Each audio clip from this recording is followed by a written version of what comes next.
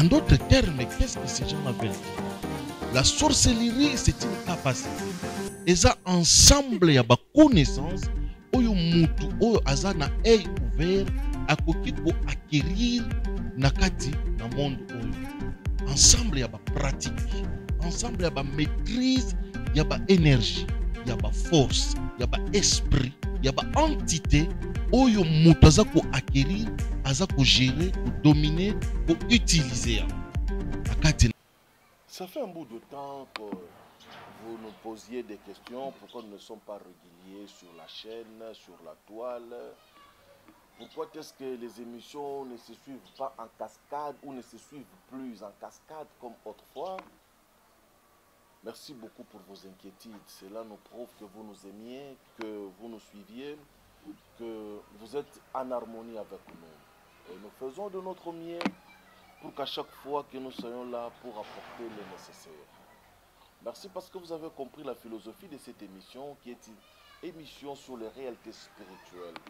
Elle n'a rien à voir avec le buzz, avec l'actualité. Peut-être, à la limite du possible, s'il y a une actualité prophétique, nous pourrions en faire une émission. Mais sinon, nous sommes là pour aider, édifier les uns et les autres. Il y a beaucoup d'émissions déjà qui traitent des actualités, qui traitent de buzz, et que Dieu leur bénisse.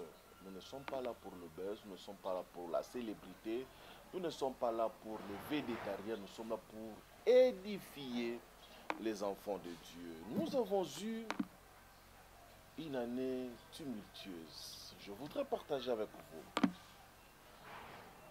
deux raisons principales qui ont fait que nous ne soyons pas tout le temps dans une suite des émissions. Pendant un certain temps, nous faisions des émissions et toutes ces émissions étaient bonnes. Et gloire à Dieu, les uns comme les autres ont été touchés. Nous avons été appelés à intervenir sur une situation, sur un dossier, sur deux dossiers qui sont séparés, dont je voudrais partager avec vous sur les réalités spirituelles. Les réalités spirituelles, ce sont des choses qui sont réelles, mais parfois difficiles à expliquer par rapport à la Bible, par rapport à la parole de Dieu, par rapport à ce que les évangiles nous disent, par rapport à ce que Pierre, Paul, Marc nous a enseigné. Je vous dirai, je vous raconterai un témoignage, bon, appelons ça comme cela, une histoire que nous sommes en train de traiter, de régler. Et le Seigneur me met à cœur de partager, pas pour s'aborder cette famille, mais peut-être pour édifier les uns comme les autres. Il n'y a pas plus longtemps, un papa nous a appelés. Ce papa nous appelait pour que nous puissions intervenir, pour que nous puissions venir dans une situation. Quel a été le problème et quel est le problème de ces papas? Un monsieur qui est né, qui est issu d'une famille modeste. Et la famille s'est battue, le monsieur aussi s'est battu. À un moment donné, Dieu, dans son amour, dans sa bonté, la providence divine a commencé à sourire ses papas. Il a pu, par son intelligence, ses économies, commencer à s'organiser, à organiser sa petite vie. Il s'est marié, il a acheté une maison, une deuxième, une troisième, une quatrième, il met ses parents, il met sa belle famille, et il a des appartements à louer. La vie commençait à devenir rose, sauf seulement que le papa n'en veut pas d'enfant. Le papa ne pouvait pas, n'a pas pu, avec sa femme, qui était une femme courageuse, battante, n'ont pas pu obtenir, n'ont pas pu avoir d'enfant. Au bout de 15 années de mariage, la vie est devenue stable, sur tout le plan, avec des revenus. Et vous savez, lorsqu'on n'a pas d'enfant, on adopte l'enfant X, l'enfant Y dans la maison, dans la famille. Il a scolarisé certains enfants, d'autres sont allés aux universités, et lui n'avait pas d'enfant biologique, d'enfant propre à lui. Il s'est battu, il a fait ceci, il a fait cela, il a fait des recours à la médecine traditionnelle. Il a recouru à toutes les choses qui étaient possibles.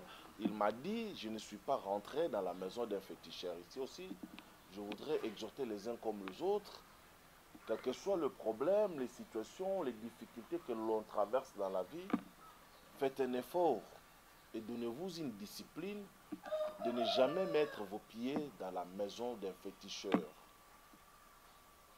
d'un pratiquant qui pratique de la science négative. Il m'a dit, papa, j'ai souffert, je me suis battu, effectivement, je vis les praticiens, je vis les herboristes. Ici, je voudrais aussi soulever pour dire, je n'ai jamais été contre la médecine traditionnelle. Je l'encourage, j'encourage les herboristes parce que j'estime qu'ils font un bon travail. Lorsque vous maîtrisez la nature, vous allez traiter beaucoup de problèmes et nous avons beaucoup de solutions dans la nature et par rapport à la nature. Il suffit seulement de respecter certains principes qui feront de telle sorte que lorsque vous êtes en contact avec les tradis praticiens, que vous respectez ce qu'ils vous diront. Mais lorsque cette tradit praticien ou cette personne qui pratique sa médecine traditionnelle devient exigeante par rapport à certaines pratiques qui ne cadrent pas, il faut éviter. Parce que parfois certains féticheurs se sont convertis en tradis praticiens. Mais il y a des vrais tradis praticiens que j'encourage et j'encouragerai toujours. Et d'ailleurs, je crois dans le vertu des plantes et de feuilles. J'en suis moi-même un adepte pas possible et j'en fais des recherches au quotidien. Je questionne les grandes personnes, des tribus, dans les voyages, partout où je vais, j'essaie de me renseigner sur la pratique ancestrale traditionnelle de feuilles et des plantes. Je suis vraiment un fervent admirateur de la nature. Donc il va courir ça et là, dans des églises, et au bout de 18 ans, lui et sa femme vont avoir un bébé. Un beau garçon auquel il va donner le nom d'héritier. D'emblée comme ça. Il donne son nom, son post-nom, et puis il va lui donner comme prénom héritier. Et les choses vont bien. Une année, l'enfant apprend à marcher, l'enfant commence à balbutier, l'enfant commence à parler, ainsi de suite, l'enfant prend la maternelle, et puis, c'est l'école primaire, comme ça se passe ici chez nous, la première année primaire, la deuxième, l'enfant arrive en troisième année, le papa tombe malade. On le diagnostique, il a un problème de rein. Il avait de moyens, il faut faire des dialyses, il faut aller, il faut. Mais il se rend compte que sa situation ne fait que s'empirer. Les solutions ou le résultat escompté n'arrive pas. Et puis il s'est dit, bon, un de ces 4 au matin, c'est la voie, c'est le chemin que tout le monde emprunte, je pourrais être appelé par le bon Dieu, il faudrait que je mette de l'ordre. Il avait fait ceci, il avait logé, il avait hébergé, il avait donné de la place à sa belle famille, à sa famille. Il va réunir tout le monde autour de lui. Et il va leur dire, si le Seigneur m'appelait aujourd'hui, et que je devrais mourir, me bien, sans exception, c'est mon fils héritier qui va les en posséder.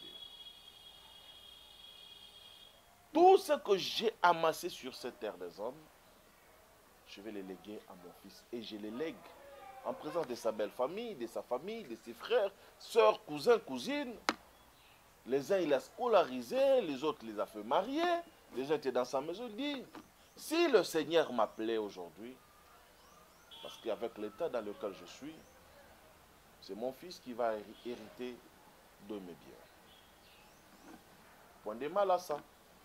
C'est lui, ce sont ses efforts à lui. Les gens essayent de dire, mais tu sais, tu vois, tu connais, tu comprends. Il dit, c'est ma décision. Et le mûrement réfléchi, c'est comme ça que les choses vont se passer après ma mort. Tout me bien. C'est lui. Et l'enfant est encore petit. À peine la 3e année, il va vers la 4e année primaire. Il n'a même pas encore fini les 6 ans du cycle primaire. Les gens vont sortir, vous savez, bon, chacun va partir. À un bon moment, malgré son état de maladie, cette année va finir, une autre année va arriver. Ils vont commencer à se rendre compte que l'enfant, de temps en temps, tombait malade. Un peu de maux de tête, un peu de fièvre, un peu de ceci, un peu de cela. Et à chaque fois qu'il faisait de fièvre, qu'il tombait malade, lorsqu'il partait à l'hôpital, il y avait toujours diminution de sang. Il fallait transfuser, il fallait transfuser, il fallait transfuser. À un moment donné, ils ont commencé à remarquer que la croissance de l'enfant commençait à changer. L'enfant qui était intelligent, qui était brillant, vous savez, un enfant seul, un enfant unique, appelons-le comme ça, fils unique, il était vivace, il était vif d'esprit, d'intelligence.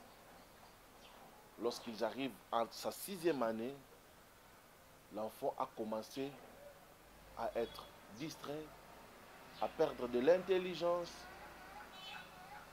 Et on croyait que c'est l'adolescence. Lorsqu'il passe en première année des humanités, au premier cycle secondaire, l'enfant commence à se déformer. Il perd la beauté, il perd le visage, et une infirmité commence à s'installer au niveau de son corps. Ce sont les jambes qui vont devenir paralysées. Son père, malgré son état, ne comprenant pas, va se battre. Qu'est-ce qui ne va pas? Il y a des difformités qui vont se manifester jusqu'à ce que l'enfant va présenter, la colonne vertébrale va se disformer et l'enfant va arrêter la croissance. Il va devenir boiteux.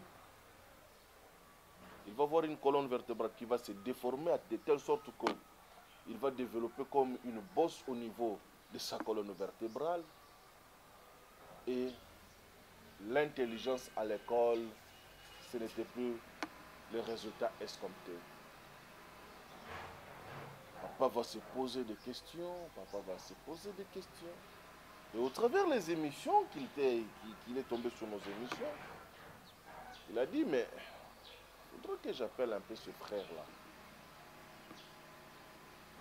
Et c'est comme ça que nous allons arriver chez lui. Nous allons parler. Mes chers amis, shalom.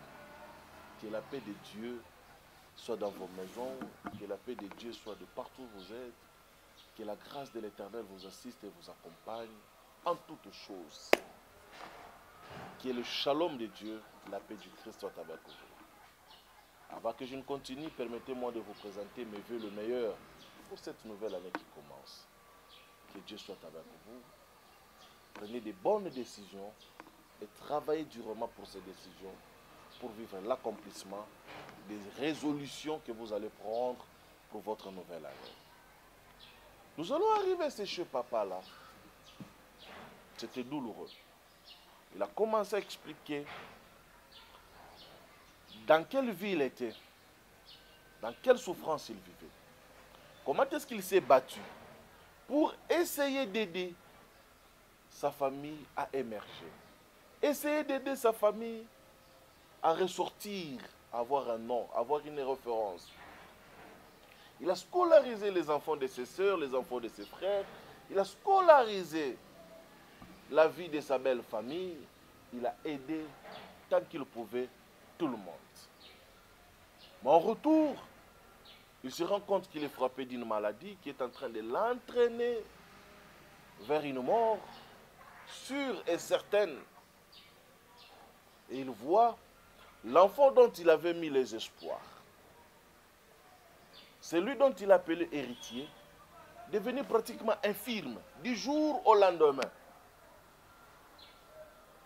Frères, amis, ce n'est plus la maladie qui va me tuer, mais c'est l'état dans lequel je suis en train de voir mon enfant chaque jour qui va me tuer. Parce que je me rends compte comme si je travaillais dans le vide. Il n'aurait même pas fallu que je puisse avoir un enfant que de voir un enfant naître bien et finir tel qu'il est en train de finir.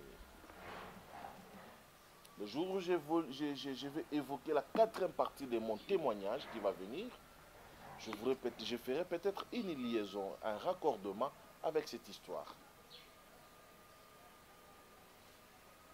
Et le papa va dire, je serais heureux.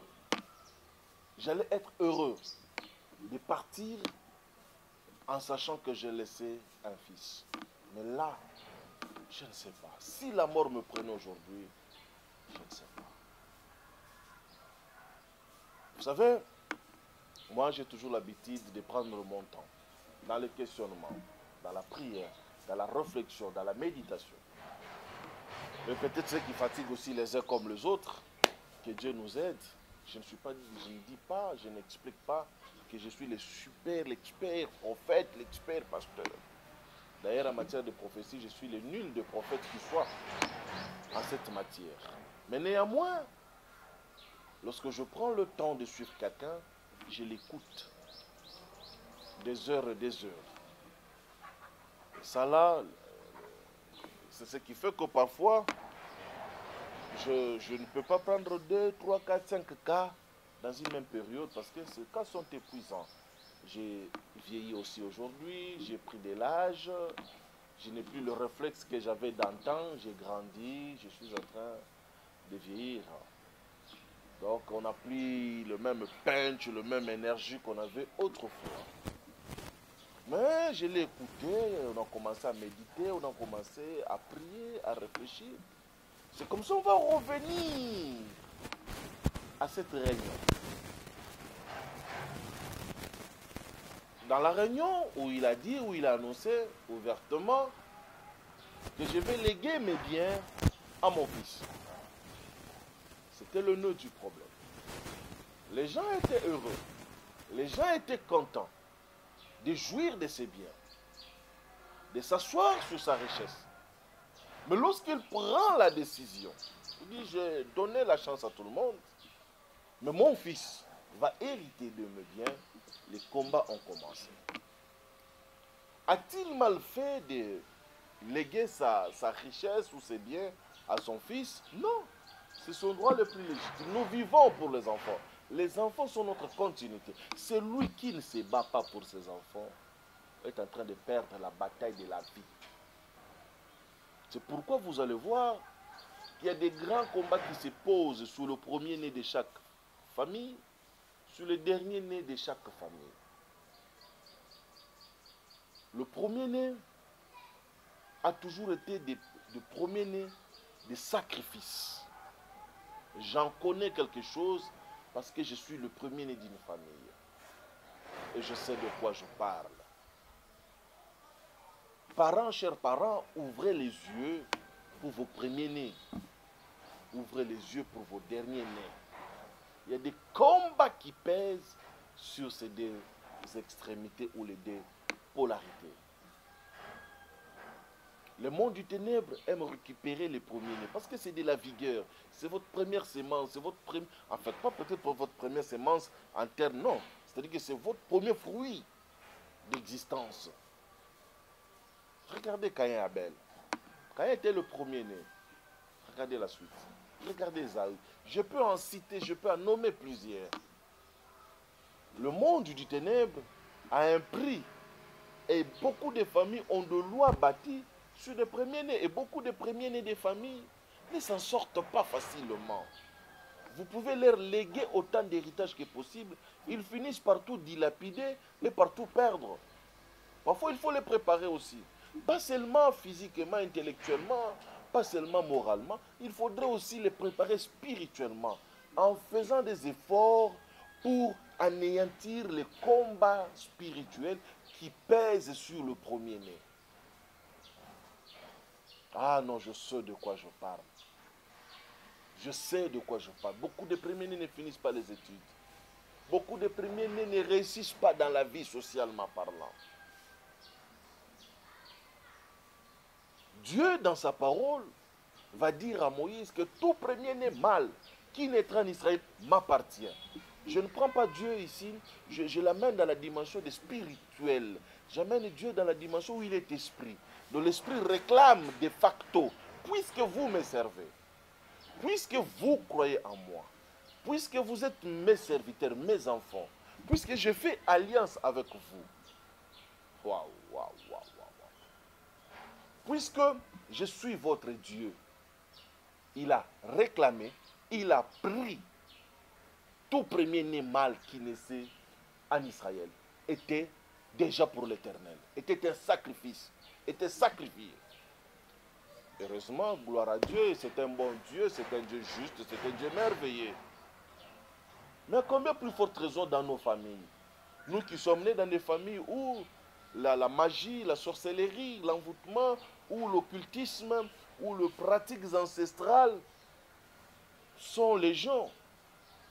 Vous êtes issus d'une famille où les choses ont été dites, ont été faites. Vous avez une divinité dans la famille. Partout où il y a un Dieu, qu'il soit bon ou méchant, il y a des sacrifices. Ce qui enseigne aux gens qu'en Christ, en Dieu, il n'y a plus de sacrifice, sont en train de faire une bêtise dans la spiritualité. Effectivement, je ne peux pas rentrer dans une guerre des religions. Dans la religion, l'homme conçoit que Dieu a tout fait pour lui, lui n'a qu'à accepter et c'est terminé. Ça, ce sont les religieux. Dieu a tout fait, moi je ne fais rien. Dieu a tout fait. Je ne peux pas aider Dieu. Je ne peux pas secourir Dieu. Ça, c'est l'enseignement religieux. Et cet enseignement n'est pas mauvais. Spiritualité. Parce que lorsqu'on monte, on finit avec la religion, on entre dans la spiritualité. Et là, nous sommes que dans l'élémentaire de la spiritualité. Dans la spiritualité. L'homme comprend que il est co-ouvrier avec Dieu. Il est associé avec Dieu. Il comprend que Dieu a sa part de responsabilité, j'ai ma part de responsabilité. C'est comme ça dans la spiritualité, Paul va faire une déclaration déchirante. Il dit, ce que le Christ n'a pas fait, moi je l'achève. Ça, ce n'est pas la religion. Ça, c'est la spiritualité. Dans la spiritualité, on comprend que je dois prendre les responsabilités pour la bataille de ma destinée, pour la bataille de la destinée de mes enfants. Dans la spiritualité, on comprend qu'on ne peut pas parler divinité sans parler sacrifice, on ne peut pas parler sacrifice sans parler autel, on ne peut pas parler autel sans parler alliance. Donc le papa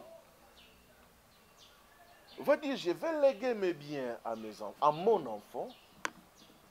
Les gens vont se dire, je vais lui dire, papa, c'était très bien physiquement, mais spirituellement, vous avez exposé votre enfant.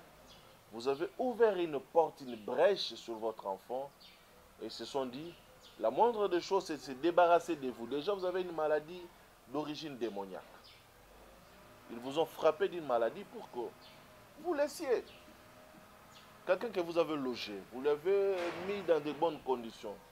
Il sait que si vous partez, il ne sera plus dans ces conditions. Qu'est-ce qu'il va faire?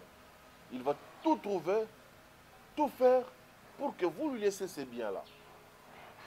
Déjà. Et ensuite, vous vous êtes rendu compte que vous êtes en train de partir, vous allez laisser vos biens à votre enfant.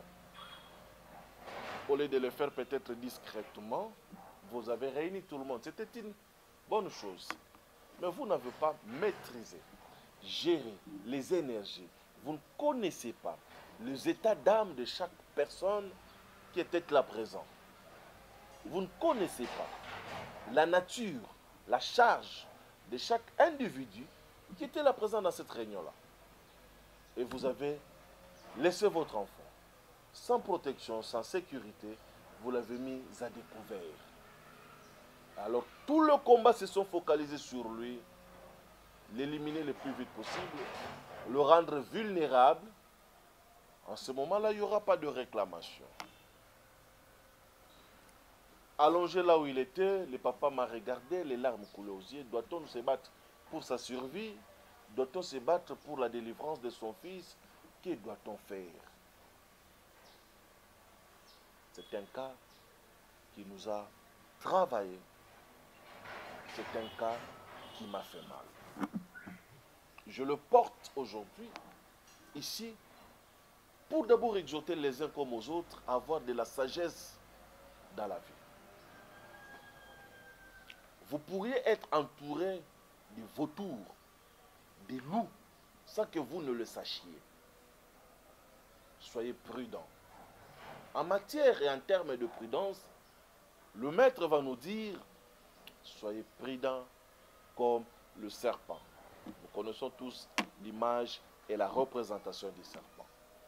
Mais le Seigneur va nous dire, soyons prudents comme le serpent.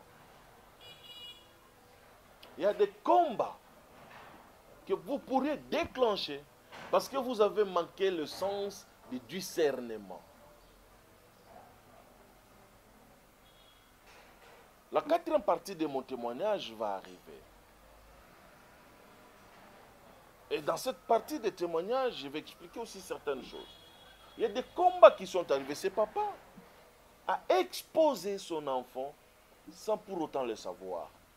De même, nous autres, de même vous aussi, peut-être vous avez été exposés. Peut-être vous exposez vos enfants sans le savoir. Je l'ai dit dans la deuxième partie de mon témoignage où je disais, lorsque ma mère m'a mis au monde, elle a été contente en voulant me présenter chez tout le monde. On ne présente pas tout à tout le monde. À un certain moment, certaines victoires doivent rester discrètes. Aussi longtemps que vous ne connaissez pas, vous ne maîtrisez pas l'atmosphère, l'environnement dans lequel vous êtes, il y a des choses que vous ne pouvez pas dire. Mes chers amis, soyons sages, soyons prudents. Il y a des annonces qu'on ne peut pas faire. Il y a des nouvelles qu'on ne peut pas divulguer. J'ai vu des gens, le fait de présenter sa fiancée, de présenter son fiancé, tout s'est gâté.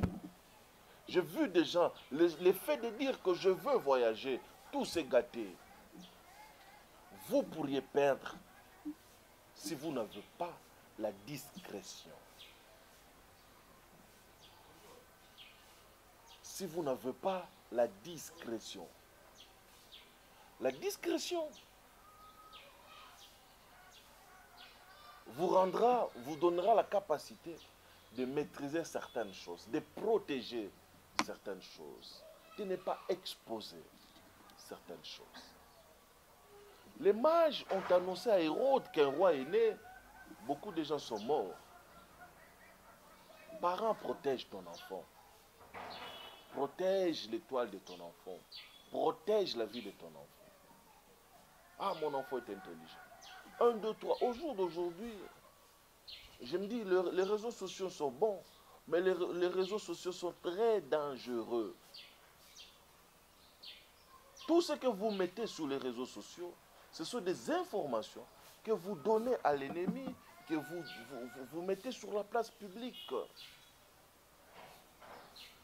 Vous n'êtes pas obligé. Votre enfant finit la maternelle, vous publiez. Ce n'est pas mauvais. Laissez les autres le faire, vous ne le faites pas. Ne le faites pas. Une petite fête, vous publiez. Vous ne savez pas.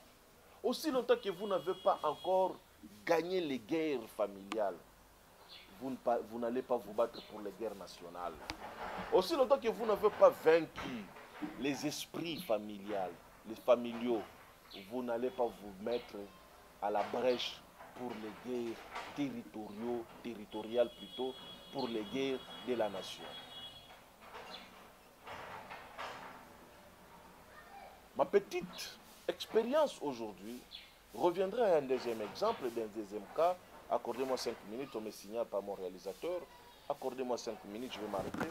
Peut-être nous allons le développer prochainement. Qui, son père et sa mère vont se battre et l'envoyer en Europe. Lorsque son père et sa mère font tout ce qu'ils pouvaient faire pour l'envoyer en Europe, ils vont dire à la fille, nous ne t'envoyons pas là-bas pour aller batifoler, pour aller faire tout ce que tu peux faire.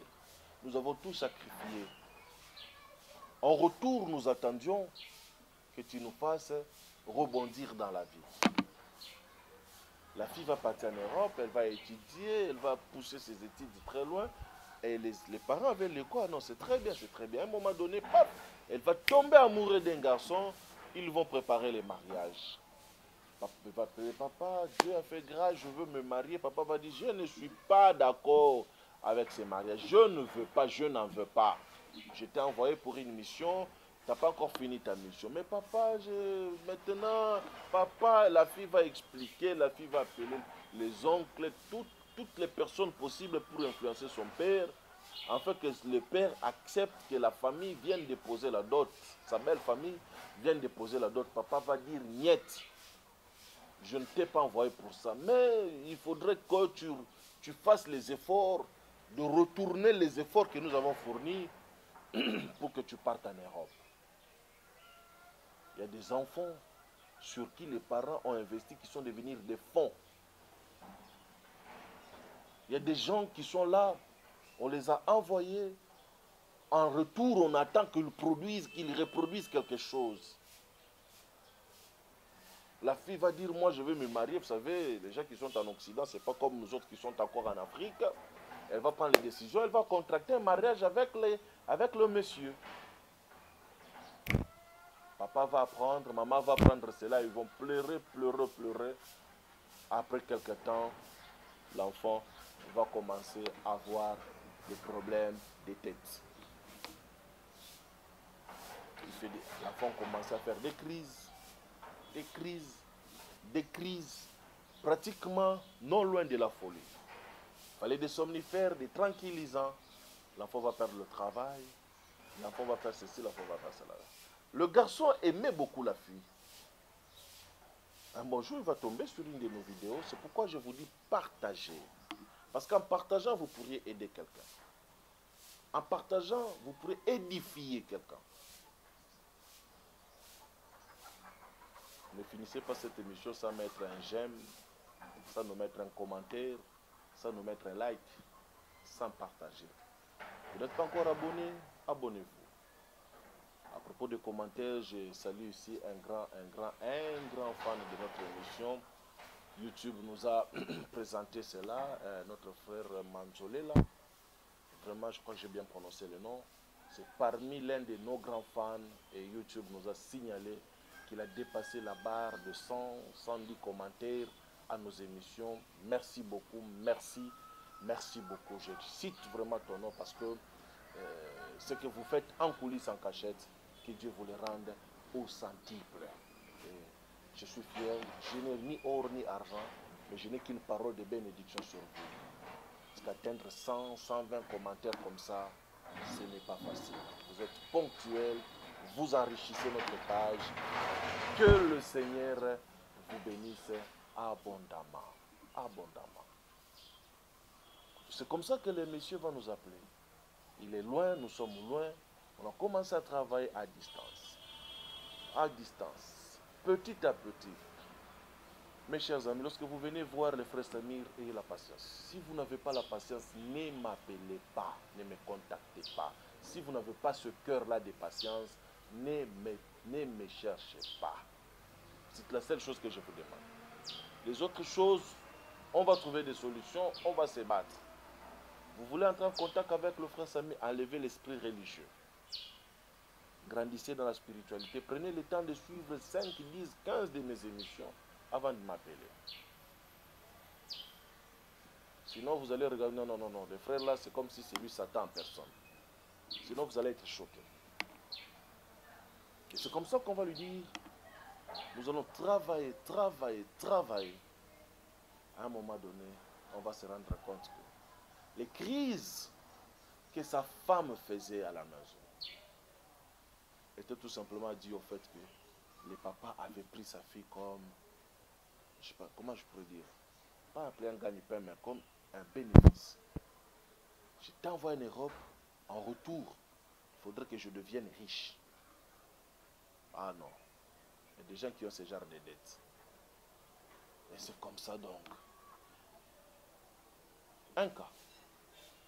Le premier, son papa qui dit, je veux léguer mes biens, a exposé son fils est devenu pratiquement handicapé. Infirme. Gloire à Dieu. Un jour, je n'ai pas encore l'habitude de mettre tout ça là en témoignage. Nous gardons le support. Peut-être un bon jour, nous allons faire des balances. Je ne voudrais pas que ce soit ainsi. Mais nous le ferons peut-être un bon jour pour édifier les uns comme les autres. Mais pour l'instant, je suis en train de faire passer d'abord mon témoignage à moi. Un autre cas, c'est le papa et la maman qui envoient leur fille pour leur dire nous attendons de toi en retour. Il y a des gens qui sont en Europe dont leurs parents attendent à ce qu'ils remboursent l'argent qui a été dépensé pour les amener en Europe. Je connais à qui on a dit il faut que tu nous achètes une parcelle pour que tu deviennes libre, sinon tu ne seras pas libre. Il faut que tu fasses ceci, sinon vous allez avoir des enfants qui vont se perdre, vous allez avoir des enfants qui ne vont pas avoir de route de voie. Soyez prudents. Je finirai aujourd'hui les réalités spirituelles avec cette exhortation.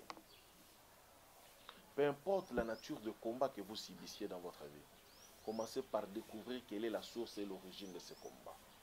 Secondo, quelle que soit la nature du combat que vous subissiez, sachez qu'un jour, vous serez obligé à payer quelque part un prix. Toujours. Quelle que soit la nature du combat que vous subissiez, vous serez un jour appelé à fournir certains efforts extraordinaires pour trouver la libération ou la délivrance tel qu'on aime l'appeler. Que le Dieu de paix vous assiste dans vos maisons. Soyez prudents et le sens de discernement, sachez quoi faire et quoi dire sur cette terre des hommes.